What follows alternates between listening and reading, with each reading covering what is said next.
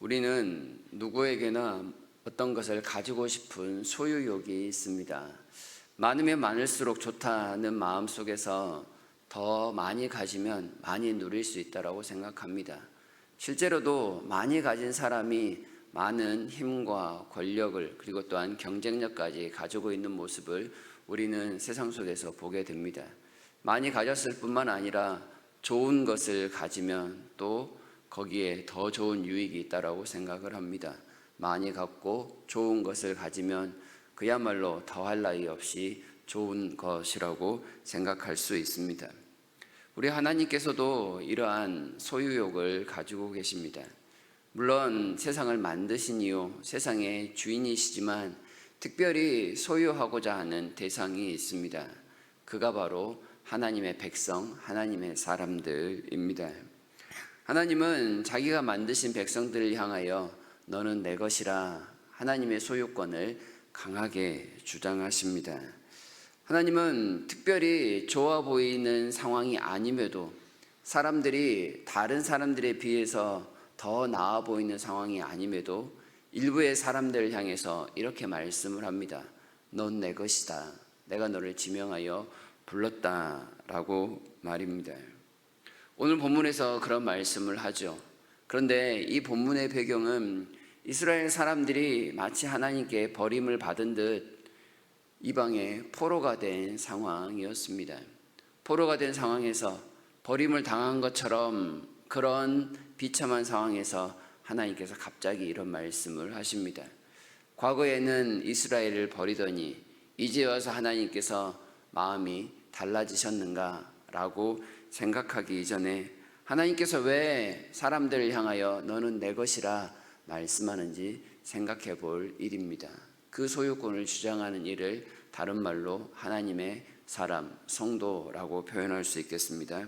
하나님께서 너는 내 것이라 하시는 첫 번째 이유는 사람들을 어려움 중에서 건져내셨고 또한 그들을 지명하여 불렀기 때문이라 할 수 있습니다. 1절에 내가 너를 구속하였고 내가 너를 지명하여 불렀나니 너는 내 것이라. 하나님은 우리가 마치 쇼핑할 때 진열대에 있는 좋은 물건 중에 하나를 골라 잡듯 그렇게 우리를 지명하여 불렀다라고 말씀하지 않습니다. 오히려 별로 좋지 않은 것 중에서 좋지 않은 상황 가운데 우리를 불러내셨음을 말씀하고 있습니다. 2절에 보면 물 가운데로 강물 속에서 불꽃과 불 가운데서 우리를 건져내었다라고 말씀을 합니다.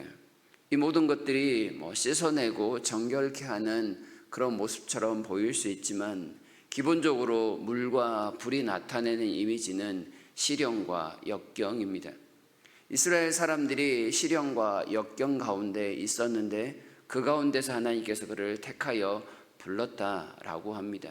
시련과 역경은 기본적으로 사람들의 죄의 결과 때문에 찾아오는 것입니다. 하나님께서 훈련시키시려는 목적도 있지만 그것 역시도 사람들이 하나님 앞에 범죄하게 한 그런 영향력 안에서 겪는 상황들인 것이지요. 결코 깨끗하거나 완전하지 않은 상태였음을 이야기합니다.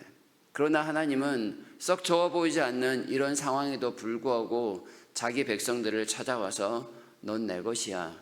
넌 내가 택한 나의 소유야 라고 말씀을 하십니다. 굳이 하나님께서 물과 불 같은 이런 시련과 역경 속에서 사람들을 불러내시는 이유가 있을까요? 역경을 거쳐야만 사람들은 하나님이 하나님이신 줄 알기 때문에 그렇습니다. 평안할 때 하나님을 찾게 되는 사람이 많지 않다라는 거죠. 평안할 때는 모든 것이 다 제 힘으로 이루어진 줄 알고 교만합니다. 그렇지만 역경 가운데 자기의 힘으로 되지 않음을 분명히 알았을 때 부르신 하나님은 과연 크신 구원자 하나님이라는 사실을 깨닫게 됩니다. 큰 일을 겪을수록 하나님을 신뢰하는 마음이 더 커진다라고 할까요? 그래서 하나님은 다시금 이스라엘을 부르십니다. 그리고 원래부터 하나님이 우리의 소유가 되었다라는 사실을 말씀합니다.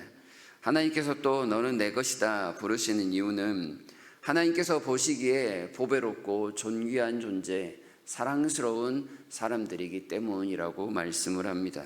4절 앞부분을 보시면 내가 내 눈에 보배롭고 존귀하며 내가 너를 사랑하였다 말씀을 하고 있습니다. 원래 이스라엘이 이런 존재였습니다. 그래서 하나님은 다시금 예전의 모습으로 돌리겠다 말씀을 합니다. 말씀드렸던 것처럼 현재 이스라엘의 모습은 하나님께 사랑받는 자의 모습이라고 말하기 어렵습니다.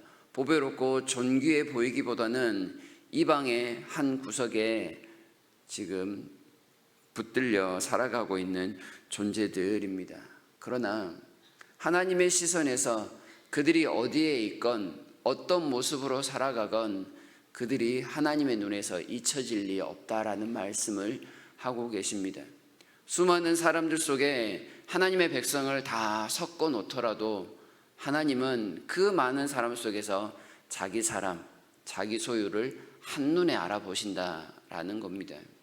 그 사람들이 얼마나 소중하고 얼마나 사랑스러운지 애굽이나 구스나 스바 사람을 그들을 대신하여 줄 만큼 속량물로 삼을 만큼 그들을 집중하고 계시며 또한 그들에게 많은 관심을 보이고 계신다라고 말씀을 합니다. 하나님께서 어떤 희생을 감수하시더라도 이방 중에 섞여 사는 하나님의 백성을 끄집어내는 일에 있어서만큼은 결코 미루거나 바꾸는 일이 없을 거라고 이야기하고 계시는 것이지요. 현재 그들이 지금 하나님께 징계를 받고 포로 가운데 있습니다. 그러나 하나님의 시선은 그들을 여전히 똑같이 보고 계십니다. 보배롭고 존귀한 자, 하나님께 유일하게 사랑을 받는 자입니다.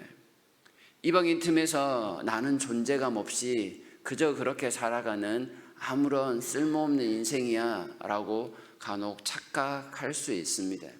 우리의 삶이 어렵고 우리의 형편이 마음껏 풀리지 않으면 우리는 이런 생각을 하기 마련이죠. 사탄이 주는 꼬임이지만 이런 생각 속에 사로잡혀서 스스로를 제대로 바라보지 못할 때가 있습니다. 그러나 우리 하나님 분명히 말씀하시죠.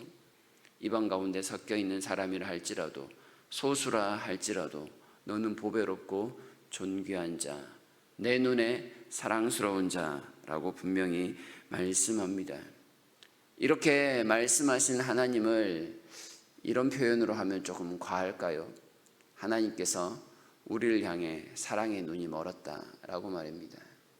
하나님의 눈에 보여지는 하나님의 백성들은 그저 아름답기만 하고 좋기만 합니다.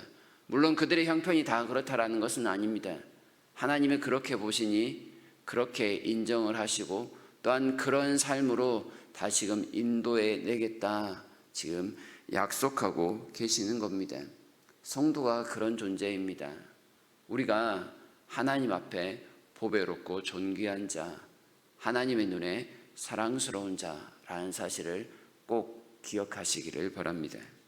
셋째, 하나님께서 너는 내 것이다 라고 말씀하시는 이유는 우리를 하나님의 증인이요 하나님의 종으로 택하여 부르셨기 때문에 그렇습니다. 10절 앞부분을 보시면 나 여호와가 말하노라 너희는 나의 증인 나의 종으로 택함을 입었다 말씀합니다. 하나님은 이렇게 종과 증인으로서 우리를 회복시키시는 분이라고 말씀하고 있는 겁니다. 바꿔 이야기하면 하나님만이 참 구원자입니다. 우리의 모든 형편을 온전히 바꿀 수 있는 분이 누구시냐? 하나님이 아니시냐? 그러면서 하나님이 유일한 구원자이심을 본인 입으로 스스로 증언하고 계십니다. 10절 뒷부분부터 11절까지 나의 전에 지음을 받은 신이 없었느니라 나의 후에도 없으리라 나 곧 나는 여호와 나 외에 구원자가 없느니라. 태초부터 하나님의 구원자 되심을 막아설 수 있는 존재는 아무도 없었습니다. 하나님의 권능의 손길을 피해 살아갈 존재는 세상 가운데 하나도 없었습니다. 하나님의 행하심이 곧 생명이며 살 길이며 법이며 질서였습니다. 오직 하나님만이 유일한 분이셨습니다. 과거에도 그랬고 현재에도 그러며 앞으로도 이 사실은 결코 변함이 없을 것입니다. 그런데 하나님께서 넌 내 것이라 말씀한 사람들만이 이 사실을 외면하며 살았습니다. 하나님께서 넌 내 것이야 라고 특별히 선택하여 불렀던 이스라엘 백성이 이 창조주 되신 하나님을 외면하여서 지금 현재 벌을 당하고 있는 겁니다. 우상에게 속아서, 아니 우상에게 그들의 마음을 주어서 하나님의 하나님 되심, 구원자 되심을 잊어버리고 살아갔던 것입니다. 어리석지 않습니까? 하나님께서 온 세계 만방에 나만이 구원자다라고 말씀을 하시는데 그 권능을 입지 않아도 살 수 있다고 착각하는 유일한 존재가 성도들이라고 하니 말입니다. 다시는 그런 삶을 살지 말라고 하나님 온 세상에 아예 공포에 버리십니다. 하나님의 백성들을 데려다 놓고 세상을 향해 말씀하는 거죠. 이들은 말이야 내 아들, 내 종이야. 그리고 나를 증언할 자야. 그러니 너희들 이들을 향해서 딴 생각 품지 마 라고 말하는 것과 같습니다. 하나님은 오늘 말씀대로 넌 내 것이라 분명하게 선언해 주십니다. 우리가 가진 모든 것이 하나님께서 주신 것이라고 말할 수 있겠습니다. 우리의 외모뿐만 아니라 우리의 재능뿐만 아니라 우리가 가지고 있는 기술과 또한 모든 경험까지도 그리고 마음과 생각까지도 하나님의 것이라고 말씀을 합니다. 그것은 하나님께서 책임지시겠다라는 뜻입니다.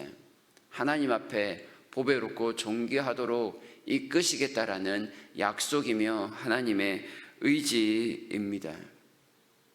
나만으로 만족하는 삶이 아니라 하나님으로 만족하는 삶이 되었으면 좋겠습니다.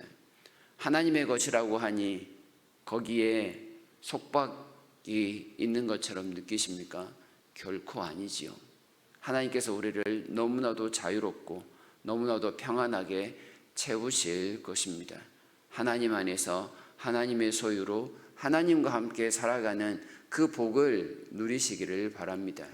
그 은혜 속에서 나 자신을 바라보고 세상을 바라보며 오늘 무엇을 해야 될지를 똑똑히 알고 하루를 시작하는 모두가 되기를 바랍니다.